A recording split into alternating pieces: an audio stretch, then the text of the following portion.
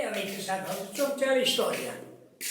Komandant prve armija Petar Bojović, komandant druge armija Vojvoda Stepanović, Vojvoda Živoj Nisić, Radomir Putin, Serdar Janka Vukotić, komandant Crnogorske armije, dalje kralj Nikole, Miloš Obrenović, kralj Petar Karađorđe, Aleksandar Njegoš i najhrabri žena Milunka Savić. Vidite, Milunka Savić ima Karađorđa Zvezda, ima francuske legije, još 7 ordenja, iz okolina Raška, 2 puta teško ranjeni.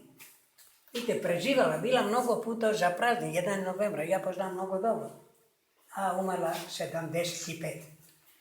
Ja vidite, ovdje je ranjen postupak, Banja Luka. Kapa od generala Ratko Mladić. To je iz Romanija, kako Vlado Lizdek. On se govori tamo Romanija. Ovdje ima kapa od prednje Republike Srpska, Šarović. Sam se govori kao potpukovnik u ratu.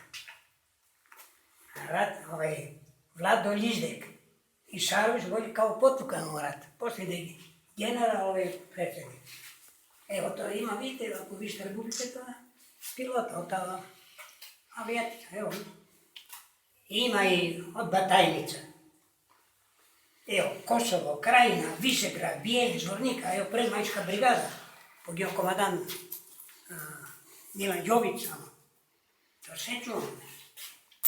I bio i profesor patrijarh Irinej, pre bio i patrijarh German, evo i Pavle, Amfilohija Radović, iz Banja Luka bio i Jevren, iz Zvornika bio Hrisostomos i ovdje ima Petrahilj, oni pravi pomen za sve Srba koliko poginuli, za sve Srba.